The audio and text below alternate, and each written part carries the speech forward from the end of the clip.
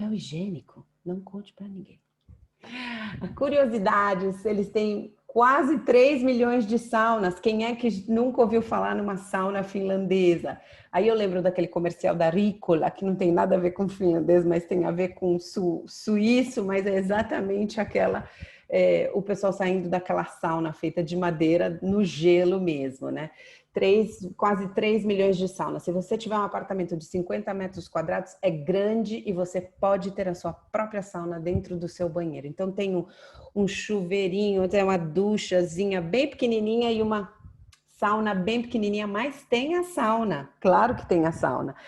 E ali uma outra curiosidade dentro dessa história da sauna é que 13% dos finlandeses conduzem negócios na sauna. Então você não vai chamar o seu cliente para um jantar, você vai convidá-lo para a sauna. E aí, quem sabe, vocês vão assinar o contrato no final disso. E é uma coisa muito comum, seja no verão ou no inverno. E no inverno é ainda melhor por causa do gelo, né?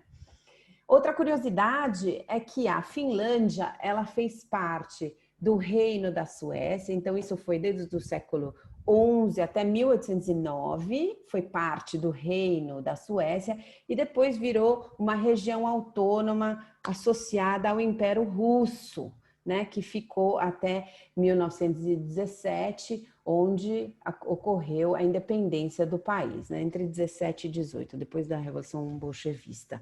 Então tem muitos traços russos na Finlândia, especialmente para quem conhece os Samis, eles têm algumas influências daqueles do norte da Rússia, e também uma região ao sul da Rússia que se chama Carélia, que também tem a parte finlandesa que se chama Carélia, onde os maiores descendentes de russos fazem parte.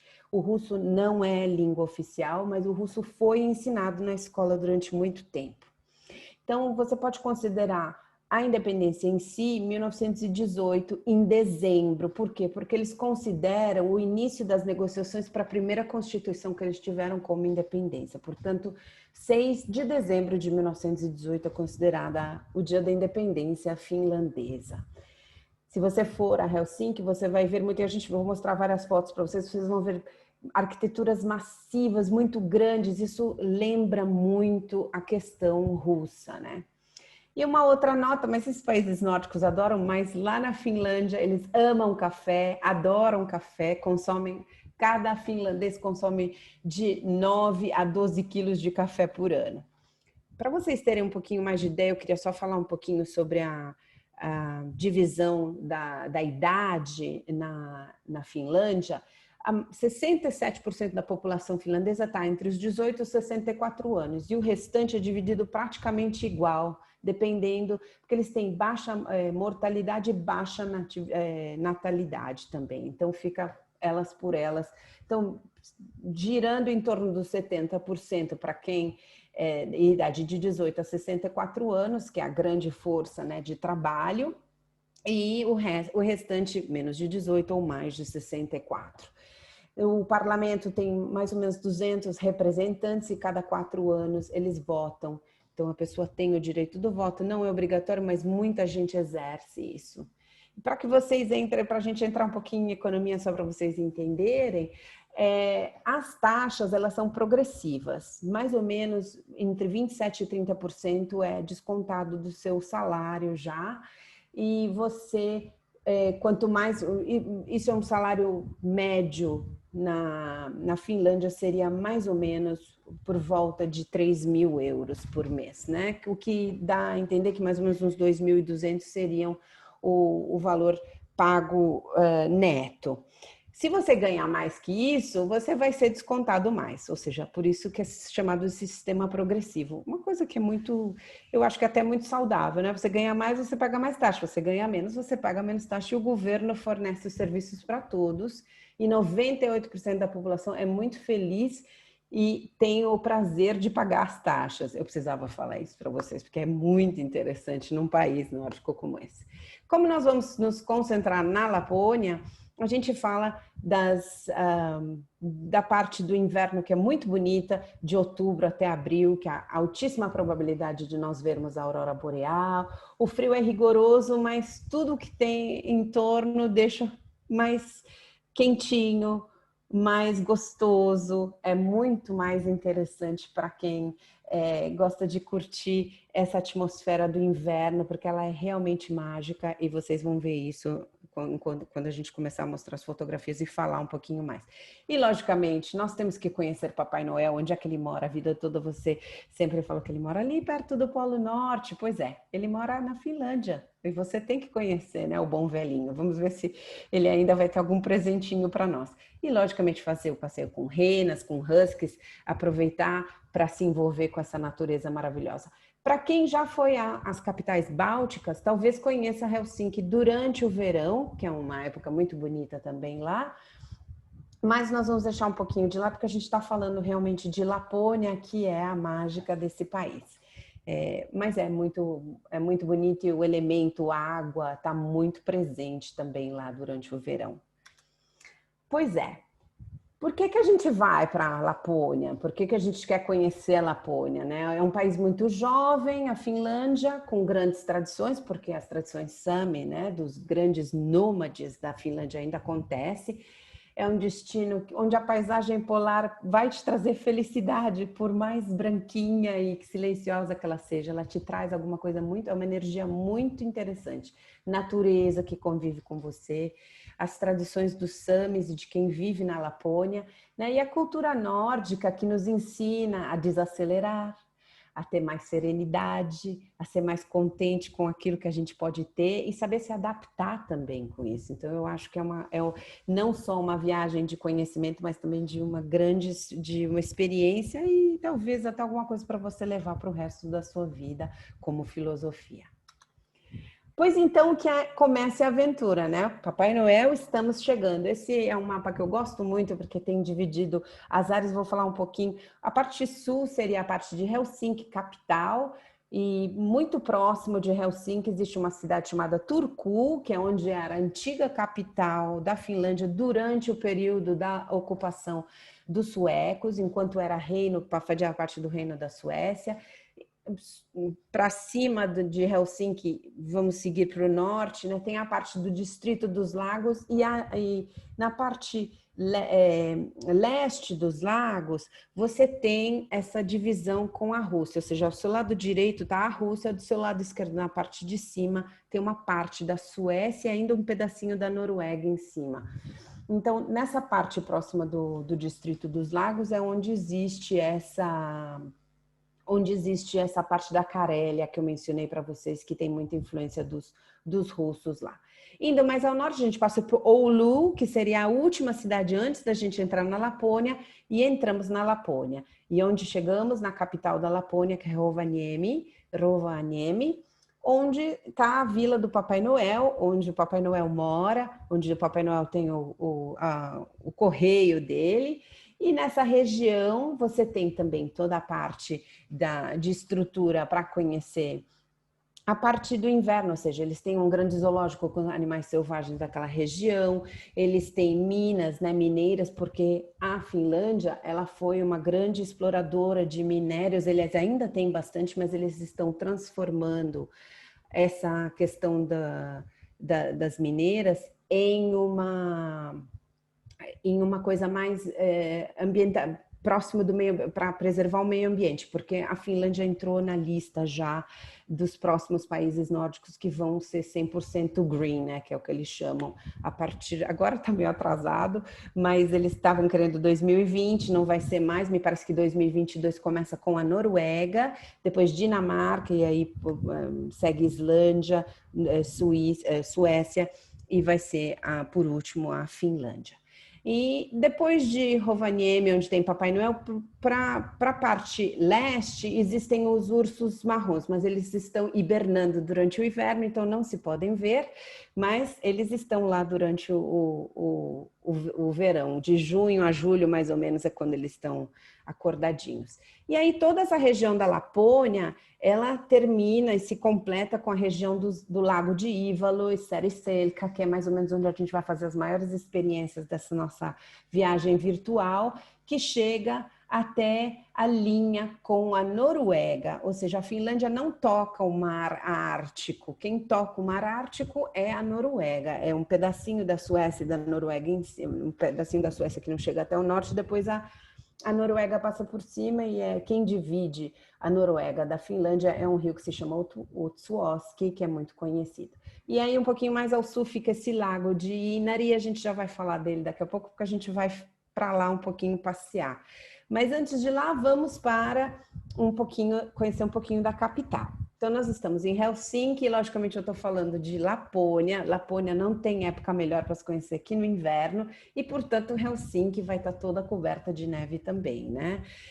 Além das baixas temperaturas, em Helsinki a temperatura fica normalmente entre -15 e -20. Cíntia, jura? É verdade.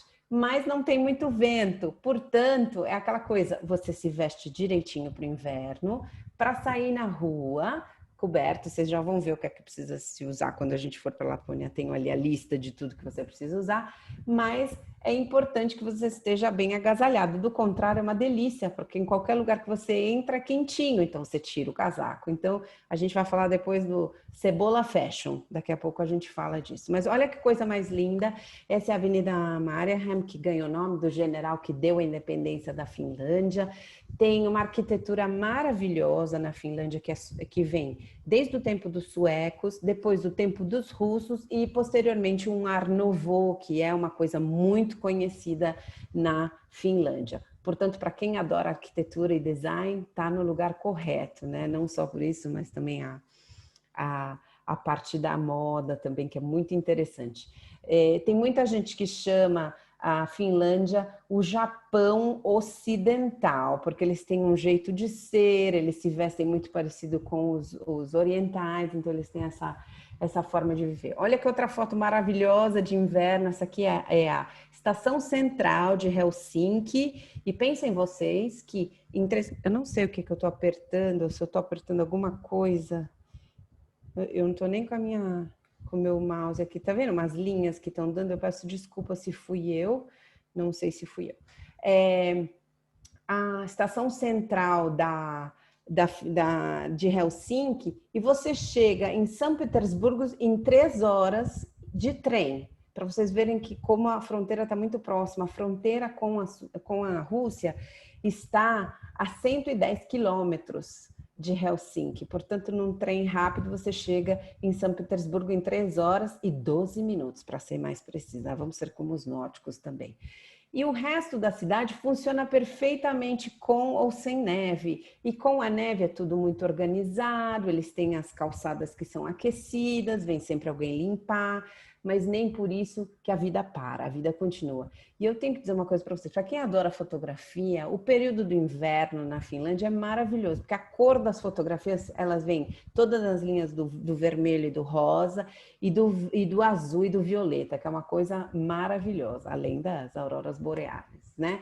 Então, esse aí é Helsinki, centro da cidade, normalmente do lado da estação central tem a Praça do Teatro, e eles montam um ringue, né, de skate no gelo, e a gente que, né, no Brasil vai bastante, tinham ringues do gelo, não sei se ainda existe esses ringues em algum shopping center, tá aí. Esse aí é natural, eles fazem fora e o pessoal vai patinar no gelo durante o inverno. Pois é, essa aí é que sou eu com todo esse frio, né, adoro. A outra foto pequenininha no meio é a Praça do Senado, que é o ponto principal do centro de Helsinki. Eu não sei o que é que eu fiz, eu peço desculpas com a tela, mas é a tela do meu computador, eu acho que eu fiz alguma coisa. Mas eu não estou tocando, eu não saberia dizer o que é que foi, peço desculpas. E tem todo o mercadinho de Natal embaixo na Praça do Senado. E à sua direita é a avenida que liga a Avenida de Mariehamn, que foi a primeira que eu mostrei para vocês, a Praça do Senado se chama Alexander Street, né? É uma rua, tá vendo o nome A ali de Alexander, né? De Alexander o Grande, né, logicamente da influência russa que a Finlândia tem, e é uma rua cheia de shopping e liga o shopping de uma avenida a outra e todas as lojas possíveis e imaginárias. Portanto, é muito simples de achar shopping nessa região do centro. Aqui uma foto mais próxima, né, da Praça do Senado, que é a praça principal, onde tem a Igreja Luterana de Helsinki, né, seria a Catedral Luterana da cidade. Não é a única, existem várias outras muito conhecidas. Essa é até muito simples quando você visita lá dentro, mas ela é imponente porque ela foi feita elevada e ela circunda a praça onde onde começou a grande universidade da Finlândia, onde tinham os escritórios do governo durante o período russo, e também alguns dos prédios que foram construídos, né, prédios arquitetônicos que foram construídos durante o tempo dos suecos. Portanto, se você falar onde você me encontra, eu te encontro na Praça do Senado, Senate Square, todo mundo sabe onde é, e você tem, lá de cima você tem uma vista muito bonita do mar, que você consegue ver, você vê uma outra catedral, que seria a Catedral Russa Ortodoxa, que é Uspensky, e você também vê um pouquinho da praça, quando é durante o Natal, na época, né, do inverno até antes do Natal, eles têm mais de um mês de um mercadinho maravilhoso, onde tem de tudo que você pode precisar para o inverno, fora todo o artesanato que é feito lá. Eles dão muito valor às pessoas que sabem fazer artesanato. À sua direita é uma pequena estátua que fica na Praça do Teatro, que eu acabei de mencionar, onde eles fazem um ringue de patinação, com a torre da Estação Central em um período mais claro do dia. Lembrando, gente, que durante o inverno, em Helsinki, você tem aproximadamente 7 horas de luz boa. Depois ela fica naquele que a gente chama de twilight, né? Que é aquela luz um pouco azul ou rosa, ou da manhã, ou do nascer do sol, ou do entardecer. E na Lapônia são mais ou menos 3 horas e meia, 4 horas de luz só. Nem vamos falar sol, porque quando tem sol é uma maravilha, mas vamos falar de luz mesmo. Essa foto é da nova grande biblioteca da cidade, que ela foi inaugurada dia 6 de dezembro de 2018 para comemorar o centenário da independência da Finlândia. É uma biblioteca multimídia, você pode entrar e ler quantos livros você quiser, ficar quantas horas você quiser. Você pode utilizar gratuitamente as áreas de trabalho que eles têm. Se você precisar de uma reunião, você pode telefonar e marcar, é gratuita. E você pode utilizar as impressoras que eles têm para imprimir os seus trabalhos, e não só impressoras normais, como impressoras de 3D, principalmente para os estudantes de moda. Para quem estuda moda e para quem estuda design de moda, eles têm essa opção também. Um lugar muito legal, tem livros em várias línguas, não só em finlandês, tem uma área que tem livros em praticamente todas as línguas, tem livro em português, porque eu fui lá olhar quando eles abriram, e tem um terraço em cima todo coberto de vidro, que é uma coisa maravilhosa, fora os 2 cafés que eles têm lá. Ou seja, é um país que tem muitas tradições, eles têm muitos prédios de arquitetura antiga, com coisas extremamente modernas, usando a vanguarda. Não é à toa que uma das primeiras empresas de telefonia móvel, né, de vanguarda, vem da Finlândia, ou seja, a Nokia, né, que é finlandesa. Essa foto à sua esquerda, que você vê com esse teto todo de cobre, se chama Igreja de Pedra. Ela é toda feita em pedra, ela é embaixo do nível onde as pessoas andam na calçada, então você entra, você vê que ela vai assim, ela é meio que no meio, e ela é toda feita de pedra e revestida toda de cobre. Ela tem uma acústica perfeita, é um modo de você ver como eles harmonizam a vivência com esse ambiente e com a tecnologia para poder construir coisas muito bonitas. E é linda, só de sentar e escutar, tem sempre música e você pode entrar para visitar. Durante o inverno eles abrem logo depois do almoço ou no fim de semana, logo depois que tem a missa, para você poder visitar. Ao seu lado direito, você vê essa estrutura metálica que faz parte de um monumento maravilhoso que se chama parque de Jan Sibelius, que é o compositor mais famoso que a Finlândia tem. Ou seja, ele foi quem criou o hino, foi ele quem criou várias músicas. Se você gosta de música clássica, vá e olhe uma obra dele que se chama Finlândia, especialmente o Opus número 26, que é muito conhecido. Essa estrutura é no meio de um parque verde lindíssimo, cheio de árvores, e ele representa, logicamente, os tubos representando a música, o movimento da música, mas ao mesmo tempo o movimento das auroras boreais, né? E o desenho que tem em cada tubo é como se fosse a textura da natureza, das árvores, como elas são diferentes. Então é muito bonito e é muito interessante essa visão de baixo para cima. Você pode chegar e olhar de baixo para cima. Mais uma vez, a arquitetura e a tecnologia no meio da natureza. Isso é muito normal. A esquerda e a sua direita são coisas que acontecem no centro de Helsinki. Uma são restaurantes tradicionais ou estruturas tradicionais. Olha que bonito, muito Belle Époque ainda utilizado. E, ao mesmo tempo, Art Nouveau, à sua direita, que você vê, eles têm um bairro só de construção Art Nouveau e outras também distribuídas pela cidade, que é uma coisa muito interessante, que vive muito harmonicamente com aquela biblioteca nova maravilhosa, com os prédios de estrutura que você olhando, você reconhece que é meio do período russo, né? Estruturas massivas, assim, enormes. E é muito bonito isso, porque durante a época do inverno, são lugares que acrescentam menus extremamente típicos para que você conheça como é a alimentação do finlandês durante a época do inverno, né? Lembre-se que na Finlândia eles também utilizavam o que eles tinham como recurso. Então, lembre-se dos animais que vivem na Finlândia, dos vegetais, né? Diria também dos arbustos, das ervas que nascem, né, na própria floresta, e a própria floresta em si, que dá para eles muito daquilo que é o cardápio. Então, esses restaurantes, esses lugares onde você senta, tem sempre alguma coisa muito interessante para você experimentar. Olha que coisa linda, essa é a Esplanade, toda coberta de neve, é um dos meus lugares preferidos. Eu não vou contar para vocês o que é que eu faço lá, senão vocês vão achar que eu tenho 8 anos. Pois é, eu tenho 8 anos. De vez em quando eu arrumo uns carrinhos assim para puxar o pessoal sentado assim no meio dessa neve. Não tem muita descida, mas é uma brincadeira muito gostosa para quem nunca brincou na neve, até a gente chegar na Lapônia.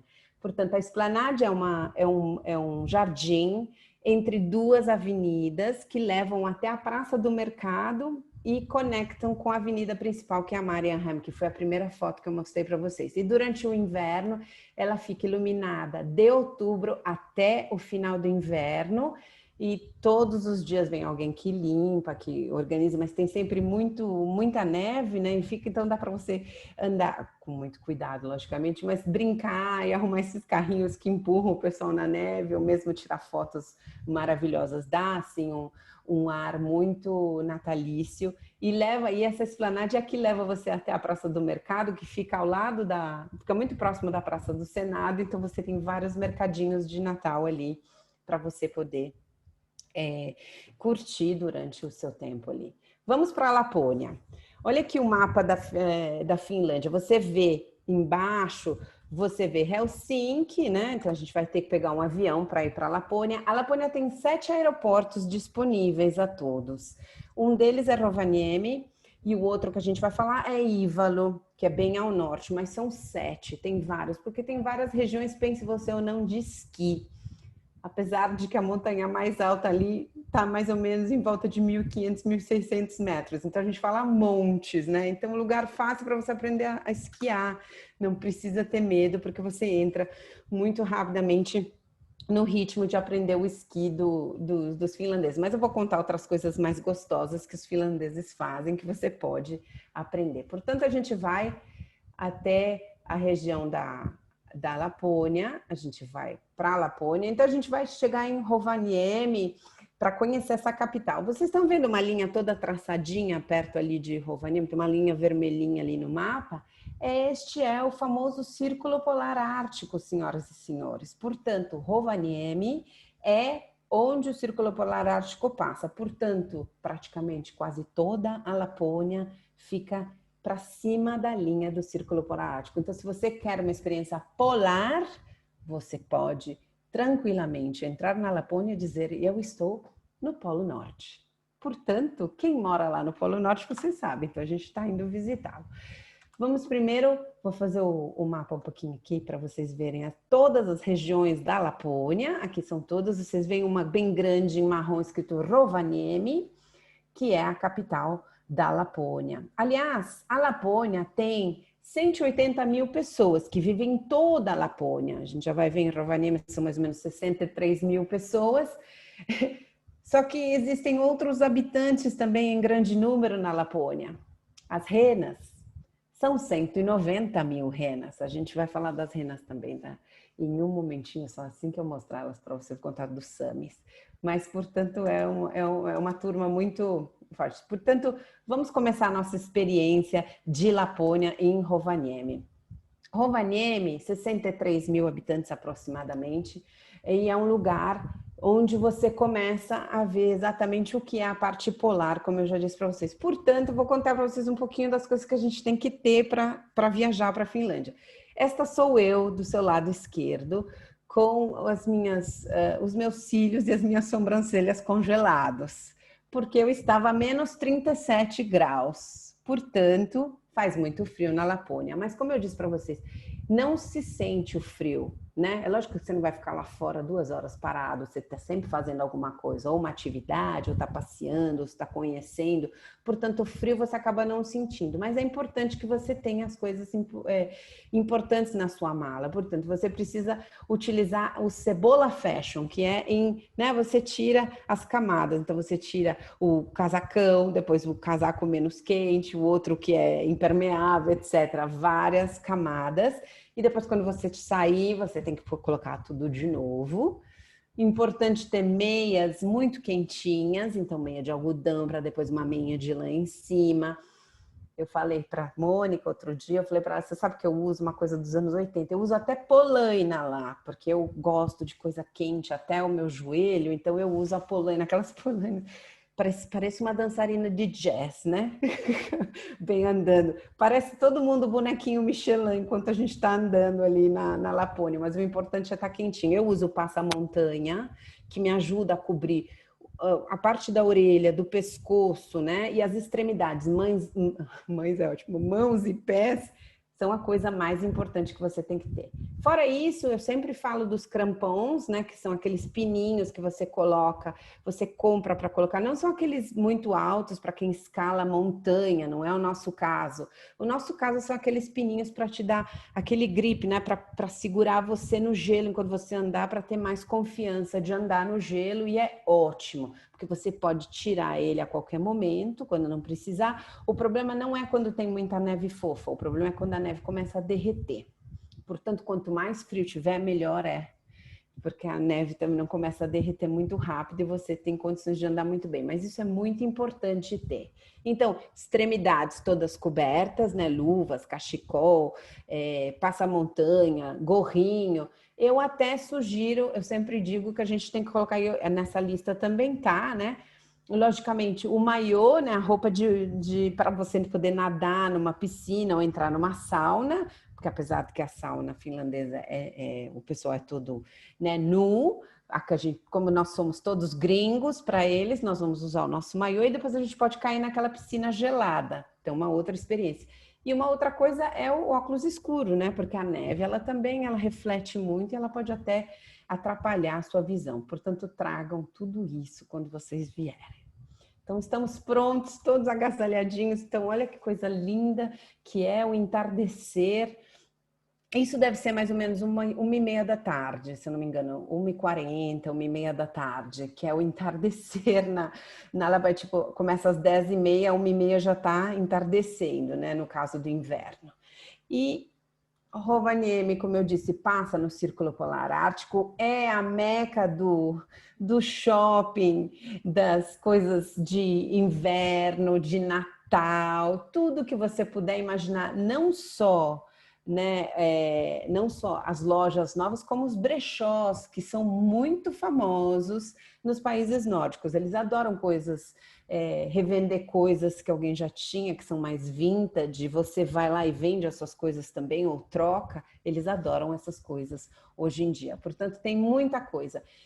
E vocês vão ver que tem muita coisa feita de madeira, logicamente utilizada da madeira da floresta, não madeira que foi abatida da floresta, porque é proibido, madeira que cai durante o inverno, eles retiram, né, esses grandes troncos e utilizam para muitas coisas, seja para construção, para fazer souvenirs, para fazer utensílios, seja lá o que for. Eles usam também os chifres das renas, que não são tirados à força, caem normalmente, os chifres das renas caem todos os anos, eles utilizam também para fazer utensílios, para construir tipis, né, que são aquelas tendas, né, que os Samis têm, para ajudar a fazer agulha, para costurar, para usar como botão, várias opções eles têm. E fora isso, tudo que se relaciona com Lapônia, com Polar, com Papai Noel, e logicamente a gente vai para Rovaniemi para ver isso. Mas também tem outras coisas muito interessantes. Tem o Museu de Ciência, o Articum, que fala sobre todos esses povos que viveram na Lapônia, porque a Lapônia não é só na Finlândia, né? A Lapônia é no norte da Noruega, no norte da Suécia, na parte norte da Finlândia, que é a mais conhecida como a Lapônia, porque é a maior, e no norte da Rússia. Nessa região, essa região toda se chama Lapônia, e nessa região vivem os Samis, que é um povo nômade, que sempre foi uma minoria. Na Finlândia, eles são aproximadamente 9.500. Né? Em Murmansk, que é a região maior na Rússia, onde eles ficam, são quase 3.000. E contrário entre Suécia e Noruega, são quase 60.000. Né? Eles sempre foram considerados uma minoria, mas eles sempre tiveram os costumes deles, eles são nômades, sempre foram os detentores das renas, porque eles sabiam domesticar as renas. As renas são animais semi-domesticados, ou seja, vivem na floresta, mas seguem um dono.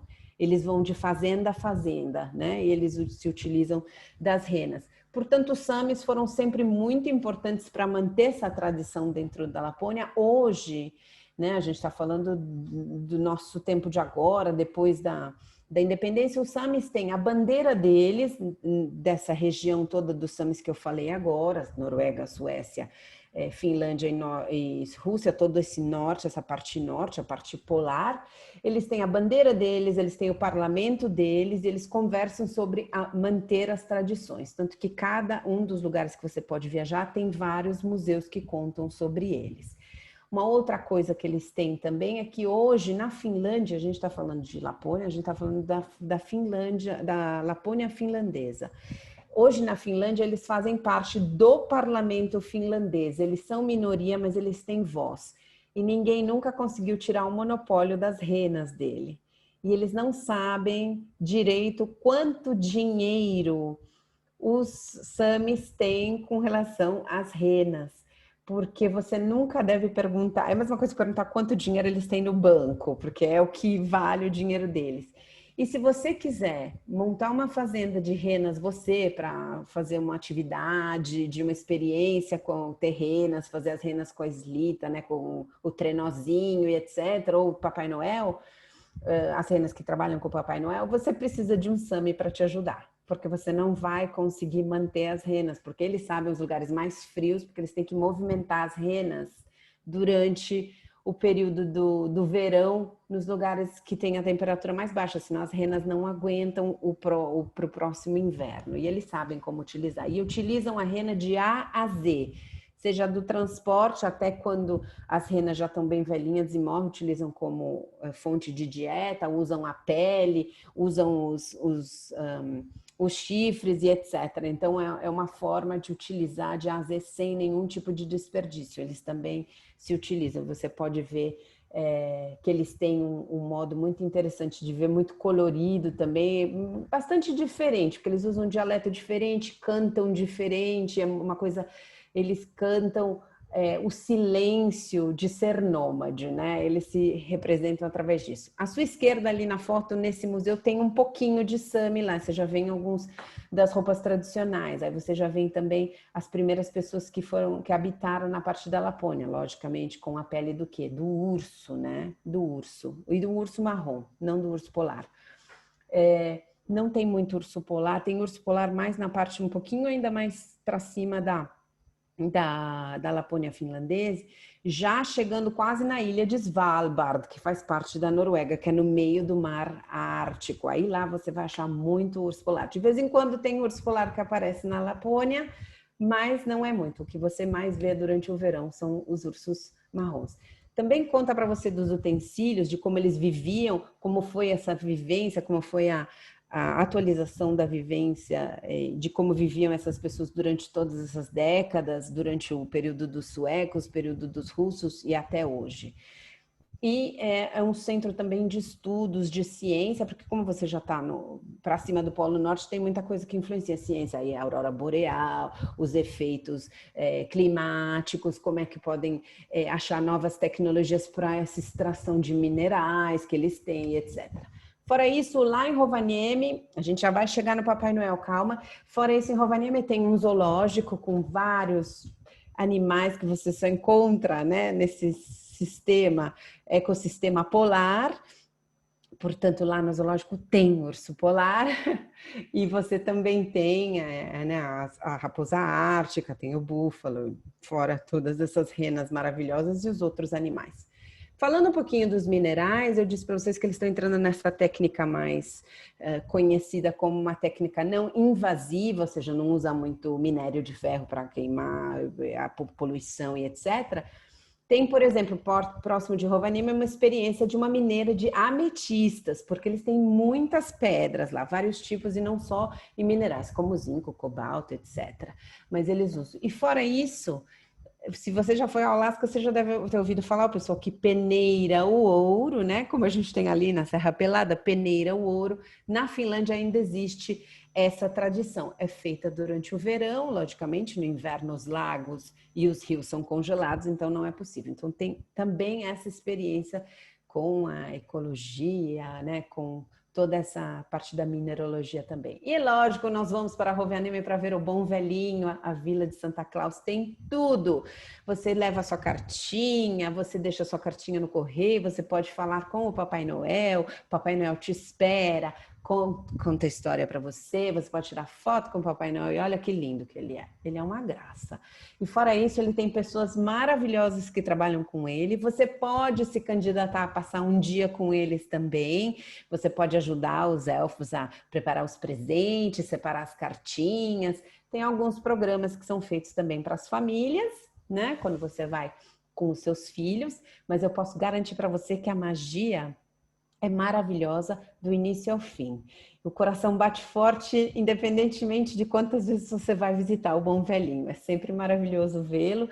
E como é tudo muito quentinho dentro, a atmosfera é linda. E fora isso, você fica maluco com tudo. Então, Julopokin, que é Papai Noel em finlandês, aí para vocês em Rovaniemi. Ou seja, a terra do Papai Noel é Rovaniemi. Quando a gente fala Polo Norte, a gente está no Polo Norte, né? A gente atravessou o Círculo Polar Ártico, portanto, estamos no Polo Norte, onde mora o Papai Noel. Então, de lá, vamos um pouquinho mais para frente numa outra experiência mais assim profunda com a natureza da Lapônia, com esse silêncio. Eu falo o silêncio da neve, né? Porque você quando caminha, a única coisa que você escuta é o barulho de você caminhando nessa neve maravilhosa, nesse gelo. É uma introspecção, é um momento de você agradecer mesmo e ser bem resiliente e entender que tem gente que mora nesse habitat uma vida. Então a gente vai passar de Rovaniemi para a região de Inari, Sariselka, onde é o aeroporto mais ao norte, a gente chama de Lapônia do Norte, onde tem um dos lagos mais conhecidos, que é um lago que funciona seja no verão que no inverno, né? Porque tem várias atividades, muitas fazendas de renas, parte de 3 dos grandes parques nacionais da Finlândia estão lá. Um é o Urho Kekkonen, que é o nome do primeiro-ministro da Finlândia, onde fica o resort que nós queremos que vocês passem esses dias de experiência. A cultura Sami é muito presente em todos esses lugares, então assim, você está no aeroporto, pode estar viajando, se você olhar tem alguém vestido com uma camisa toda colorida, azul, vermelha, várias coisas, toda com bordado, com certeza é alguém que tem uma descendência Sami ou que é Sami realmente. Muitas das fotos que vocês vão ver são fotos pessoais minhas, que eu tenho da Lapônia. Essa foto é do resort que se chama Kaxlautanen, que é o resort pioneiro da Lapônia do Norte com relação a todas as experiências polares, né? Fica na região do Lago de Inari, o lago fica mais ou menos uns 45 minutos, 45, 50 minutos dirigindo direto do resort. O resort fica ao lado do vilarejo de Sariselka, onde entre Sariselka e Ivalo existe um museu muito famoso, que é o Museu dos Samis, e lá eles não só têm o museu, como eles têm os cursos, eles dão cursos de dialeto, eles dão cursos de bordados, eles dão cursos de como preparam as ferramentas para as caças, como é que eles utilizam os transportes, como montam os trenós e toda a tradição de música, de cultura, de folclore, eles ensinam tudo. Então, se tem alguém interessado, não precisa ser da cultura Sami, eles aceitam essas pessoas para entrarem em contato mais profundamente com essa cultura. Muito interessante o que eles têm e o museu é muito bem feito, eu vou mostrar uma foto para vocês daqui a pouco. Mas nós vamos a Sariselka, onde a gente entra no Kaxlautanen Arctic Resort, e essas casinhas lindas que vocês estão vendo aí são alguns das acomodações que eles têm no resort. O resort é bem grande, o resort a ideia iniciou-se em 1973, quando o proprietário do resort, o senhor Jussi Eiramo, foi fazer uma viagem para uma pescaria naquele rio que eu contei para vocês, que faz a divisão entre a Finlândia e a Noruega, o Utsjoki.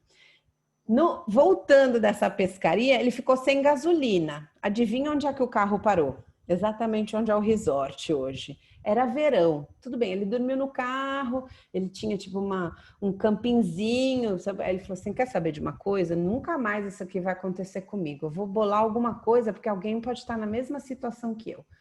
Ele voltou 2 anos depois, ele voltou no ano seguinte para fazer pescaria normal e foi pesquisando. Ele voltou 2 anos depois e montou um chalé onde ele servia café. Então, todo mundo que passava, porque assim, a gente fala verão, mas a gente está falando assim uns 13, 14 graus, né, no verão. Então, ele voltou, o pessoal que passava tomava café e assim começou. Aí começou que ele tinha mais um quarto e montou um chalezinho do lado. E aí foi começando tudo, até que hoje ele tem 5 alqueires de terra, onde ele construiu um resort, ele chama de parte leste e parte oeste, a parte oeste sendo a mais nova, onde ele foi o pioneiro e inventor desse grande iglu de vidro, que é onde você pode passar a noite no resort, né? Ele é o pioneiro disso, já existem outros em várias outras regiões da Finlândia e outras regiões dos países nórdicos, mas ele é o pioneiro. Então, e o senhor Jussi está sempre passeando pelo resort, para bater um papo com você, quer saber como é que estão as coisas, e conta para você histórias, e conta dos próximos projetos, tanto os projetos são grandes que ele acabou de construir um outro resort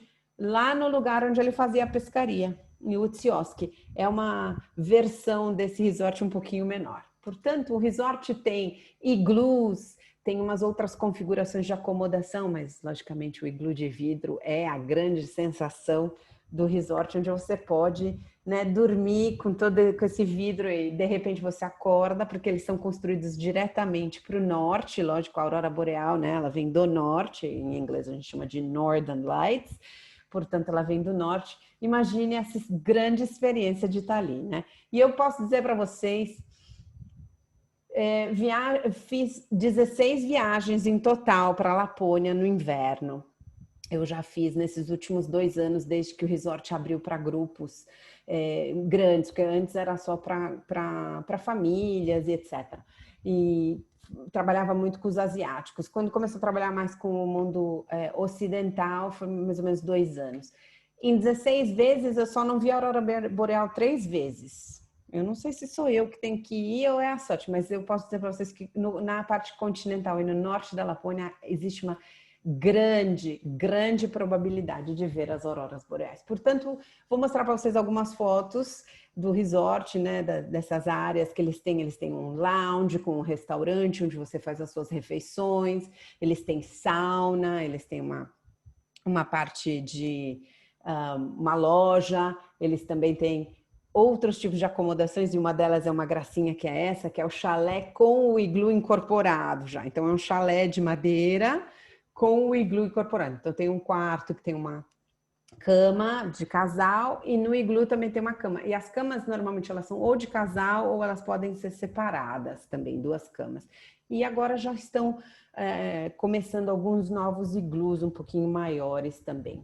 Essa foto que vocês veem é do lounge principal, então é um prédio que tem o restaurante, tem também um bar, né, que a gente chama do bar, o bar iglu, porque também é de vidro, onde as pessoas fazem as refeições. Tem uma lojinha, tem a recepção também para você, se precisar pedir alguma coisa. Eu tenho que... você tá ali para esse grande contato com a natureza. Então, tem muita coisa para você fazer fora. Então, a hora que você vai para a sua acomodação, você quer curtir o relax e esperar a hora das auroras boreais. Mas, fora isso, a gente vai falar das experiências, mas uma das coisas que tem no resort, eles têm uma torre panorâmica que se chama a Torre do Iglu, que é essa que vocês estão vendo. Embaixo da Torre do Iglu é uma galeria de arte com uma exposição sobre a arte Sami. Então tem muita coisa que os Samis, né, que são esses nômades, fazem. Fora isso tem uma loja referente, também funciona como galeria de arte. E depois tem uma passagem subterrânea que dá essa outra estrutura que vocês veem na fotografia, que é um restaurante à la carte com uma destilaria, e uma cervejaria que acabou de ser construída. A minha última viagem foi em fevereiro desse ano. Eles estavam terminando a parte da cervejaria, já estavam colocando as mesas, já ia começar. E essa bolinha redonda que lembra vocês, planetário, né? É um planetário, onde eles... um planetário com cadeiras muito confortáveis, onde você aprende mais sobre o Sol, sobre as ondas eletromagnéticas, sobre a aurora boreal. São coisas espetaculares. Pois então, algumas fotos para vocês desse inverno maravilhoso à esquerda. À direita, essas luzinhas que acompanham todo o seu caminho, né? É a iluminação.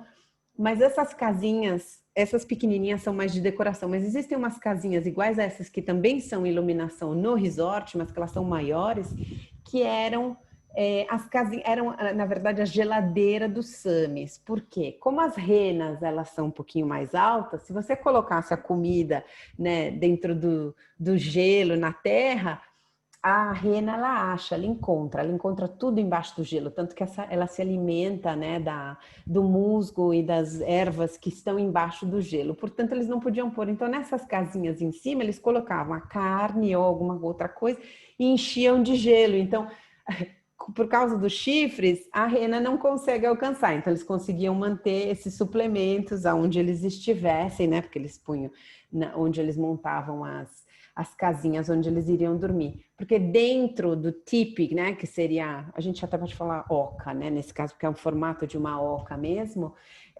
tem um fogo e o teto, ele é furado, então tem para poder sair a fumaça desse fogo. Então, o que tem que ser mantido no gelo não podia ficar dentro ali. Eles tinham que se manter quentes. Então, a comida ficava fora e tinha que ficar elevada, porque senão as renas, elas comiam. Então, tem várias dessas coisas interessantes que são usadas das tradições, né? Então, aqui você vê tudo iluminado, a quantidade de neve, eles limpam as estradinhas por onde você caminha, todos os dias passam e colocam um pouquinho de terra e um pedregulhozinho para ajudar também para os carros, né? Porque você tem que ter as correntes e etc. E também para a gente poder caminhar. Não sei o que eu fiz, ok. Aqui vamos falar um pouquinho de experiências. Eu começo com vocês com o SIDA, que é o museu referente aos Samis. À sua direita você vê um pai e uma filha Sami, tradições, né? Olha que linda que é a roupa que eles usam tradicional, tudo bordado à mão, tudo feito através deles, eles aprendem. E neste museu é o famoso museu onde eles têm os cursos para aprendizado da língua, dos dialetos, das tradições, da música, folclore, etc. Portanto, você pode visitar, você conhece um pouquinho mais daquilo que eles fazem. E se você está ali, quer passar um tempo, por exemplo, tem muito finlandês que vai passar o verão ali, né, perto do lago. Eles aprendem em 2, 3 meses, ou você quer ir para o inverno para aprender sobre a cultura, que é a parte mais interessante, porque quando os Samis se movimentam mais, você também pode aprender. Ninguém nunca vai saber muito bem como domesticar a rena, porque eles não contam tudo, né? Eles são muito inteligentes. Ninguém nunca conseguiu. Eles foram dados como minoria o monopólio das renas, e os países nórdicos acharam, tá bom, deixa eles cuidarem das renas. Só que as renas são ultra importantes hoje em dia, fazem parte dessa indústria, e agora não tem mais como tirar esse monopólio, porque só eles sabem usar. Então, deu muito certo, e isso é muito bom para essa minoria, que é muito importante para a tradição finlandesa. Outra coisa deliciosa de se fazer é pescaria no lago. Eu não sei pescar, gente. Eu sou um horror para pescar. Mas aprender a forma como você pode sobreviver nesse gelo, aprender a fazer os buracos para tentar pescar, é uma delícia, é muito divertido também, porque o jeito como esse, eu fico imaginando, como é que você pode fazer esses buracos vestido como um bonequinho Michelin? É uma delícia ir até lá com as motos de neve, depois eles ensinam você como cavar, até usando o material natural, você vê que tem uma árvore, eles ensinam como você começa a quebrar, né, uma parte do gelo. É muito, muito divertido. O ice fishing, né, que é muito famoso na Finlândia, e é o que faz sobreviver o Sami também muito durante o inverno, porque como é que ele faz para comer? Uma das coisas que ele acha para comer seria o peixe, né? E eles têm a possibilidade de pescar fazendo esse famoso pescaria no lago congelado. E esse é o Lago Inari, que é um lago que durante o verão tem pedalinho, caiaque, etc. E durante o inverno tem a moto de neve e o pessoal pescando. É muito divertido mesmo. Uma outra coisa deliciosa que não é todo mundo que pode fazer é passear num caminhão de neve. Onde é que você vai imaginar que você vai andar? Sabe o caminhão de neve que passa e limpa, né? Espirra a neve para o lado da estrada para ficar mais seguro. Então tá, os caminhões de neve, e eles levam você para uma caça às auroras boreais à noite. Então você se senta ou na parte de trás ou no meio, dependendo de quantas pessoas forem, e eles te levam até uma parte, você pode descer do caminhão e acostumar, né? Porque a gente tem que acostumar os nossos olhos ao céu escuro para poder verificar se tem algum tipo de movimentação das auroras, e logicamente que a gente vai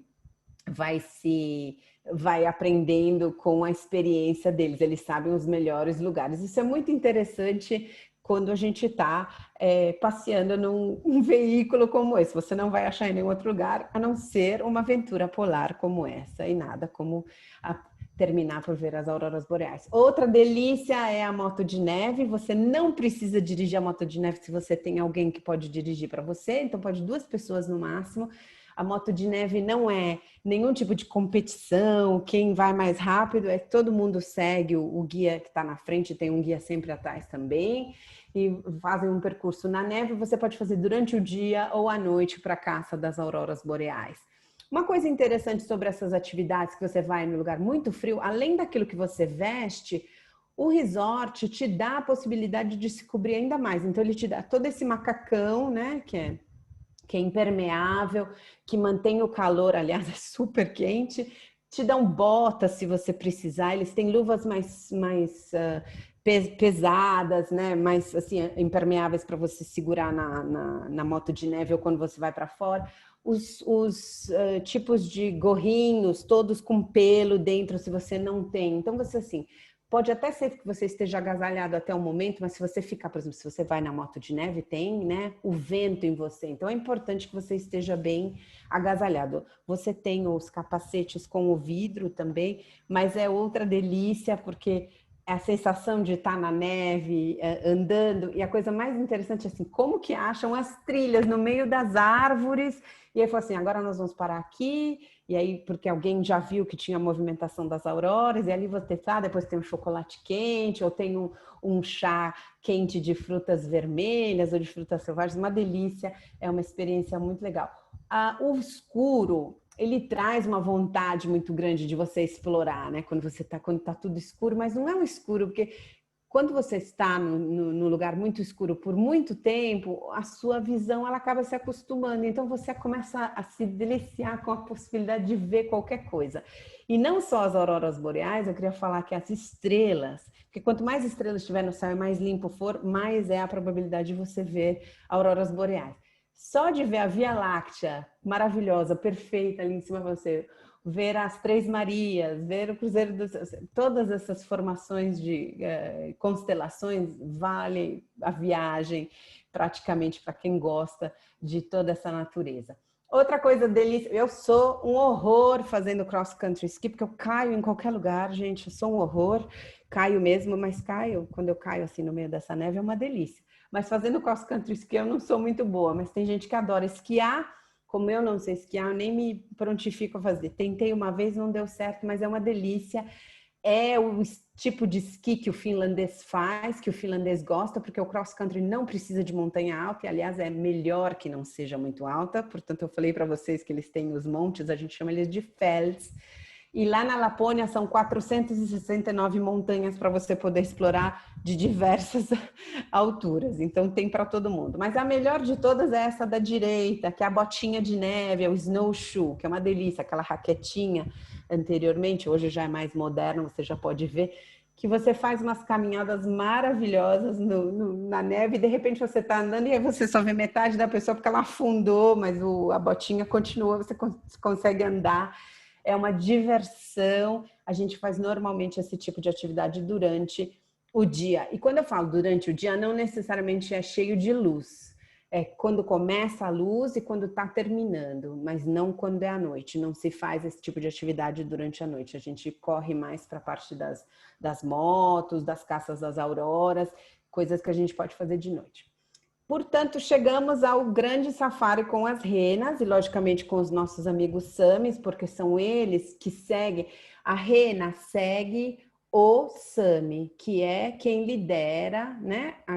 É como se fosse o cão que lidera a matilha, né? Ele é o líder do grupo.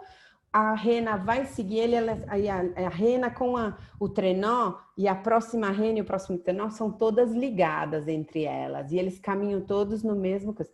A coisa mais incrível não é a rena que te leva, que pesa no máximo 150 quilos, você senta duas pessoas na rena e ela te leva como se nada fosse, porque está no gelo, tem muita neve. A coisa mais interessante é quando escurece e o Sami sabe o caminho de cor e salteado para você ver essa tradição dele ser nômade, como ele conhece a terra dele.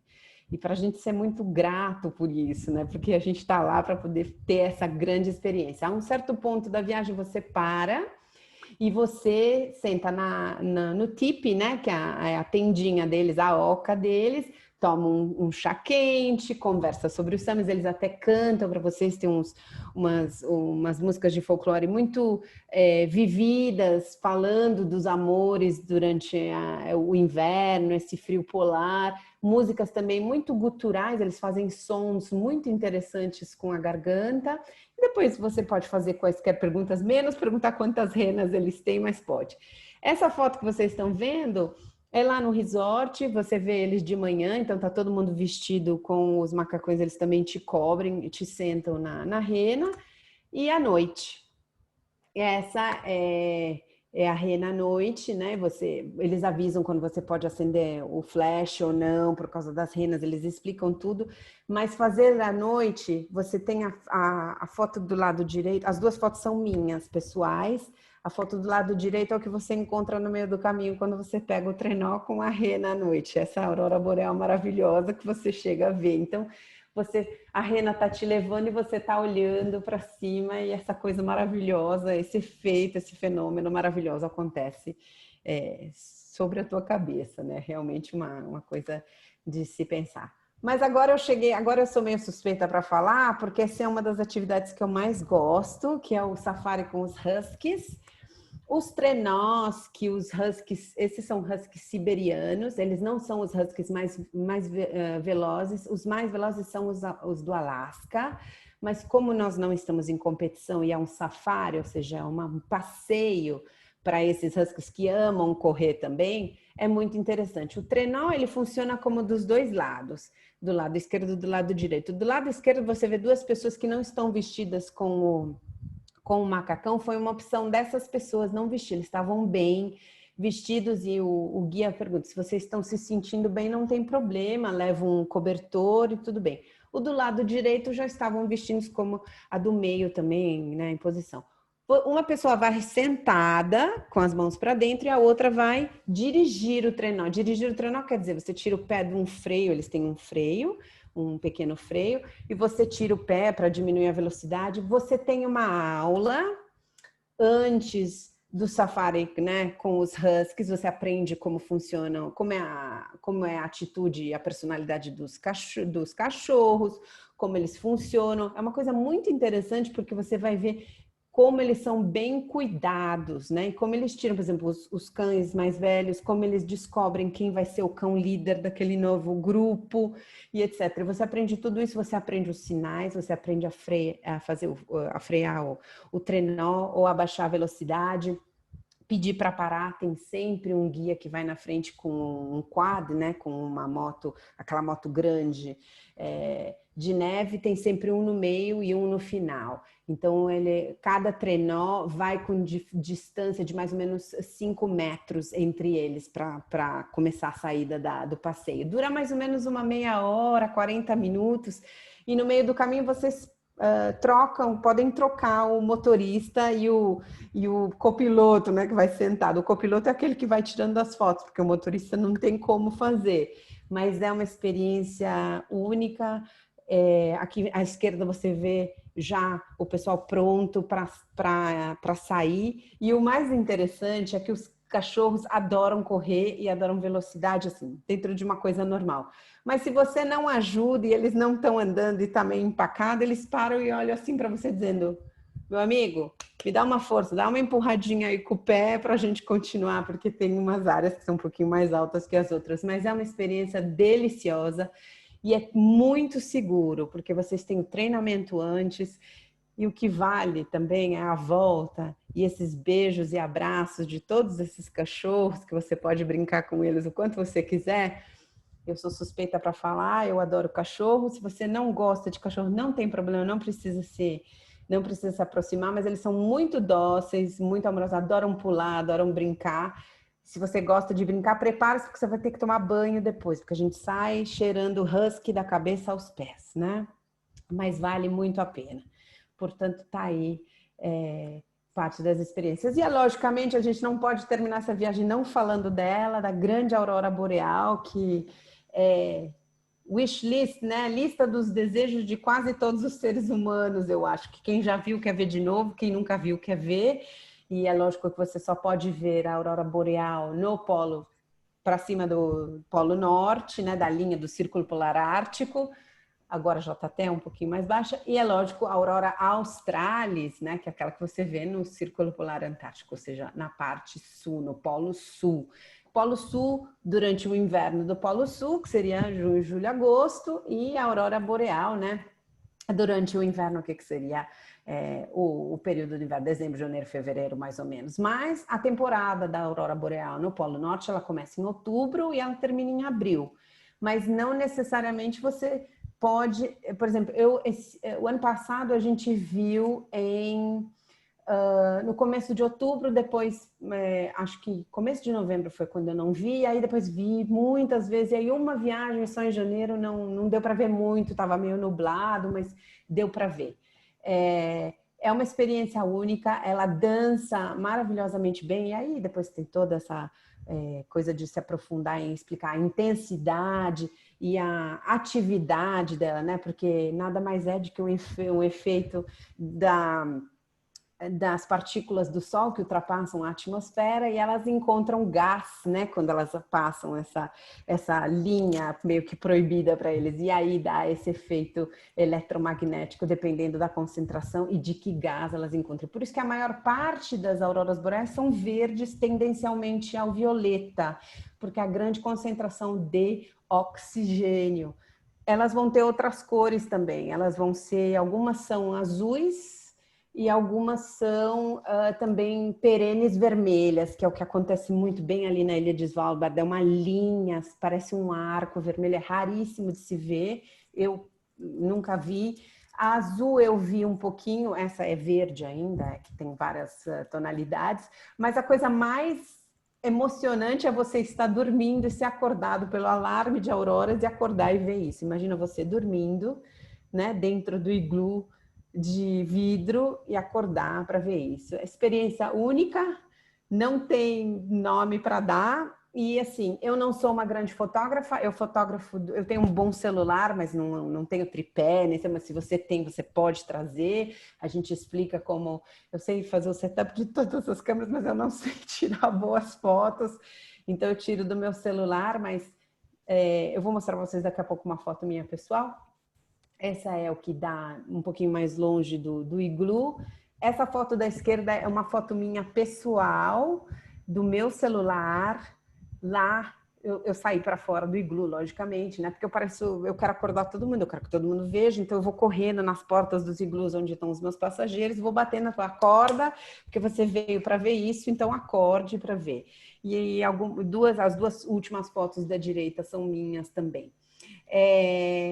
E eu acho que isso é a cerejinha do bolo, mas não necessariamente isso. A grande experiência polar, eu acho que ela fica muito na sua memória para sempre. É uma coisa que a gente não vive isso muito no nosso país, porque a gente não tem a oportunidade de ter essa grande quantidade de gelo e morar, né, num lugar muito próximo ao Polo Norte, mas lá na Finlândia, na Lapônia, a gente tem. Portanto, eu vou pedir para o comandante nos aterrissar o nosso avião e nós vamos voltar para nossa base. E eu queria agradecer, e nada melhor do que a gente falar em finlandês, kiitos, que quer dizer obrigada ou obrigado. Então, portanto, mais uma outra palavra em finlandês para vocês aprenderem. Queria agradecer, muito obrigada. Eu vou abrir para as perguntas, acho que, não sei, Mônica, você está aí? Não sei se você Estou aqui, está Cíntia, aqui. obrigada pela apresentação. Imagina, eu vou Obrigada a fechar todos que aqui. ficaram até o final. Alguém gostaria de fazer alguma pergunta? A Cíntia está à disposição para responder. Obrigada. Eu queria parabenizar. Maravilhoso. Nossa, eu já sabia que a Finlândia era linda, mas a apresentação da Cíntia tornou imperdível ir para a Finlândia. Muito obrigada, É um Regina. destino que, nossa, é um destino que a gente quer conhecer na primeira oportunidade que tiver liberado e for a época mais propícia de temperatura. Parabéns. Muito Realmente obrigada, você tornou a Regina. Finlândia Espero te encantadora. encontrar lá. Eu espero te encontrar Com lá. certeza. Vou bater na sua porta no seu iglu. Pode e deve. Vou ficar com a porta aberta, né? Já avisa. Não, mas Pode e é uma deve. experiência única, realmente. Uma experiência única, realmente. Nossa, você traduziu isso muito bem para a gente. Ficou essa impressão mesmo. Muito obrigada. Nossa, a gente que agradece. Muito obrigada, viu, Cíntia? Agradeço, Regina.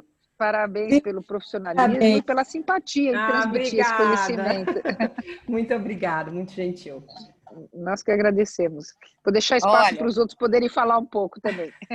Isso mesmo, Rê. Eu sou a Carol, não vou aparecer porque eu estou horrenda, mas eu quero... Não vou. Quero... Nossa, achei genial. Falei aqui rapidamente com a Vera pelo telefone, no WhatsApp, e foi sensacional. Acho que a Regina traduziu tudo o que eu queria dizer. Foi maravilhoso, maravilhoso. Obrigada, muito gentil da parte de vocês. Eu acho que é muito importante a gente vivenciar a experiência. Eu sou meio suspeita porque eu sou apaixonada pelos países nórdicos, mas eu quero passar essa paixão e esse amor também, porque eu acho que vale a pena como experiência, nem que seja uma vez na vida, mas com certeza. Parabéns.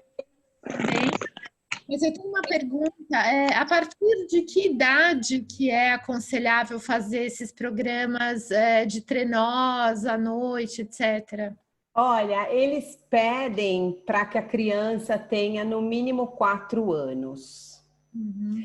E as crianças bem pequenas, eles são muito atentos a isso. Quando a pessoa vem quando o fornecedor que faz aquela atividade leva o líder da atividade para te buscar, porque o ponto de encontro é sempre o lounge ou lá fora, né, na entrada do lounge, você aguarda, vem a pessoa, ela pergunta quantas pessoas são. Normalmente, como eu levo os grupos, eles sempre me perguntam e aí eles passam de pessoa a pessoa, eles olham a pessoa. E ele fala assim, às vezes ele fala assim, é isso que você está vestindo? É isso que você vai vestir? Porque aí quando você vai se trocar, ele fala assim, dá uma camisa essa, você põe o seu você vai com o seu casaco embaixo e o macacão em cima. Ele ou ela, né, dependendo do líder, vai te explicar. Por exemplo, para o trenó da rena não tem nenhum problema porque é lento. Você vai sentadinho e tal.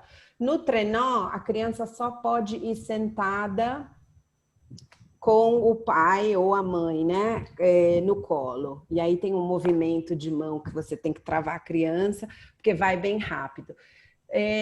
Eu, pessoalmente, não aconselho criança muito pequena a ir no trenó, né? Porque a gente precisa ter uma criança que entenda. E a criança, quando ela está crescendo, não dá para ir sozinha também, né? Porque sabe que a criança gosta de mexer e tal. Então, eu acho que até pequena, na mão do pai, é até melhor.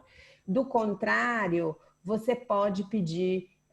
o pai vai dirigindo e a criança vai sentada e eles têm sabe aqueles velcros, né, que colocam para prender a criança na cadeira, para a criança ficar fechada. O problema não é nem se mexer um pouquinho onde está sentado, porque não tem muito espaço. O problema é botar a mão para fora. Né? Não pode botar a mão para fora. Tem árvore, você tem que ir sentadinho mesmo, assim. Mas a minha... com relação ao trenó com as renas sem nenhuma questão, eu acho que é uma questão muito dos pais também, mas não tem perigo desde que siga, eles são muito insistentes no treinamento antes de você. Todo mundo entendeu, eles falam, entendeu? Todo mundo. Quando eu vou com alguém que não fala o inglês, a gente traduz tudo e pergunta de novo, tem alguém que tem alguma outra pergunta, ou quando está em cima do trenó, ele está sempre, o guia do meio é o que está sempre olhando e avisa os da ponta se tiver que parar, porque às vezes acontece de... arrebentar a corda de um dos cães, não acontece nada, eles param na hora e eles puxam o trenó, eles mesmos.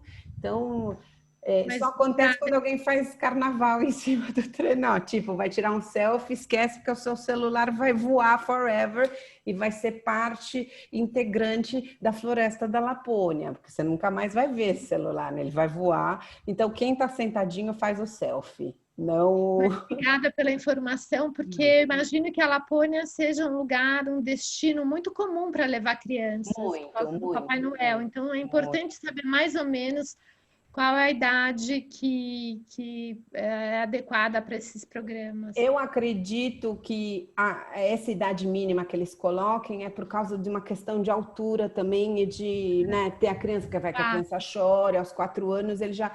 Mas eu tenho pais que não vão, que só levam as crianças no canil, por exemplo. E os pais vão no passeio, alguém fica com a criança, alguém da família que está viajando. Já viajei com crianças, mas eles eram 12 anos, 13 anos. Mas já vi crianças pequenas também, adoraram, fizeram... O trenó com a rena também vale muito a viagem. Mas parabéns, obrigada. Eu que agradeço, obrigada a você. A apresentação e inspirou uma viagem para a Lapônia. Obrigada, esperando de voltar em muito breve. Mais alguém, alguma outra dúvida? Eu acho que a gente pode finalizar, Cíntia. Muito obrigada mais uma vez pela apresentação. Obrigada a todos pela participação e em breve teremos outras opções de viagens virtuais. Tomara. Muito obrigada mais uma vez, Mônica, Vera e toda a equipe e todos os que apareceram para prestigiar. Eu agradeço muito e fiquem à vontade de fazer qualquer pergunta para a Mônica ou para a equipe. Se ainda tiver alguma dúvida, já já aconteceu de depois da apresentação aparecerem algumas perguntas, com o maior prazer eu respondo para vocês. E espero vê-las e vê-los todos em muito breve na Lapônia. Eu e Papai Noel. E eu estou aqui esperando vocês. Quitos, e até a próxima. Até a próxima. Até, obrigada Cíntia. a todos pela participação. Muito obrigada. Obrigada, Mônica. Obrigada, Lespa. Obrigada.